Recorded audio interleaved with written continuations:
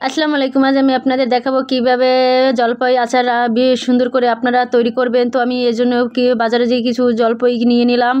তো আমি এরপর আমি বাসায় এসে কী করলাম, জলপাইগুলো বেশি করে পানিতে সিদ্ধ করে নিলাম বড় একটা পাতিলে। যেহেতু আমি 5 কেজির মতো জলপাই আচার করেছি, তাই এই পরিমাণে আপনারা একটু দেখে নেবেন। তো আমি এরপর জলপাইগুলো সুন্দর করে সিদ্ধ হয়ে পড়ে যাওয়ার পর আমি কি এই বাটিতে নিয়ে সুন্দর করে এগুলো ভেঙে নিলাম। কারণ আপনারা চাইলে পাতিলেও আমরা ভেঙে নিতে পারেন। তো তারপর আমি হাত দিয়ে ভালো করে এগুলো সুন্দর করে আমি ভালো করে একটু ভেঙে নিয়েছি, কারণ এটাতে হাত দিয়ে ভাঙলে খুব ভালো। তারপর আমি একটা ফ্রাই প্যানে চলে গেলাম। ফ্রাই প্যানে যাওয়ার পর আমি করে নিলাম একটু এই যে কিছু শুকনো মরিচ টেলে নিলাম, এগুলো আমি গুঁড়ো করে দেবো।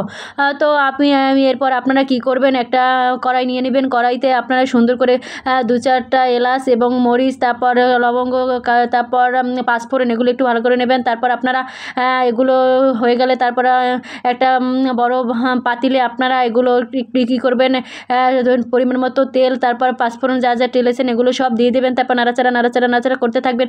নাড়াচাড়া করার পর আপনারা এগুলো সুন্দর করে ভালো করে নাড়তে হবে। নাড়াটা হয়ে গেলে আপনারা আপনার ভেঙে দেওয়া জলপাইগুলো এগুলো দিয়ে দেবেন। তারপর বেশি করে নাড়তে থাকবেন, কারণ নিচ থেকে নয়তো পুড়ে যেতে পারে। তো এগুলো সুন্দর করে নেওয়ার পর আপনারা এই যে সুন্দর করে একটা কাঠের চারা দিয়ে আপনারা এগুলো করবেন, নয়তো কারণ এই অন্য দিয়ে হয় না ভালো করে মিশাল। তো এরপর আমি পরিমাণ মতো একটু লবণ দিয়ে দিলাম। আপনারা চাইলে লবণ নাও দিতে পারেন, কারণ অনেকেই মিষ্টি জিনিসে লবণ দেয় না, তো আমি দিয়ে দিলাম। তো আপনারা একটু ফ্লেভারের জন্য মরিচের গুঁড়ো দিয়ে নিতে পারেন। আমি একটু মরিচের গুঁড়ো দিয়ে নিয়েছি।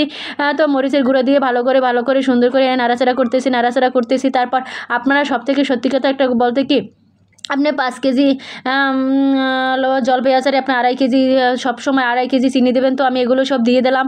তো দেওয়ার পর এগুলো বেশি করে আমি নাড়াচাড়া করতে থাকলাম। করতে বেশি আপনি একটু হাতে হয়তো ব্যথা হয়ে যেতে পারে, অনেকেরতে কোনো চিন্তা করবেন না। এর জন্য আপনারা কি করতে পারেন, 2টা পাতিলে ভাগ করে এগুলো নিয়ে যেতে পারেন, তাইলে নাড়তে আপনার জন্য ভালো হবে। তো আমি এগুলো ভালো করে সুন্দর করে নাড়তে যখন একটা ইয়ামি একটা গ্রান আসে, তখন আমি এগুলোকে একটু আমার মরিচের গুঁড়োগুলো দিয়ে দিলাম। মরিচের গুঁড়োগুলো দিয়ে দেওয়ার পর আমি, কারণ এটা একটা ফ্লেভার আসে অন্যরকম, তো এরপর দিয়ে আমি আবার নাড়াচাড়া করতে গেলাম। যখন আমি চিনিটা দিয়েছিলাম তখন এরকম একটা পানি এসে গেছে, তো এগুলো টানাতে হবে। তো এরপর আমি একটা কালার এসে গেছে, কিন্তু আমার এই একটা ফার্স্ট কালার যেটা, সেটা দেখতে পারবেন, এই যে একটা কালার, প্রথম কালারটা এসেছে এরকম। তো এগুলো অনেক নাড়তে থাকবেন, নাড়তে একটা সময় দেখবেন একটা পারফেক্ট ইয়ামি একটা কালার আসছে।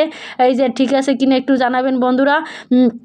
তো আমি এরপর চলে গেলাম একটা রেডি টু আমার জলপাই আচার। তো আমি এই জলপাই আচারগুলো আমি এখন একটু রেডি করব, কারণ আমি অনেক দিন সংরক্ষণ করব, এই জন্য আমি ফ্রিজে রেখে দেবো। আপনারা যারা তাড়াতাড়ি খেয়ে ফেলবেন, ফ্রিজে না রাখলেও চলবে। তো তারা ভিনেগার দিয়ে আপনার তৈরি করতে কেমন লাগছে বন্ধুরা, আপনারা একটু জানাবেন।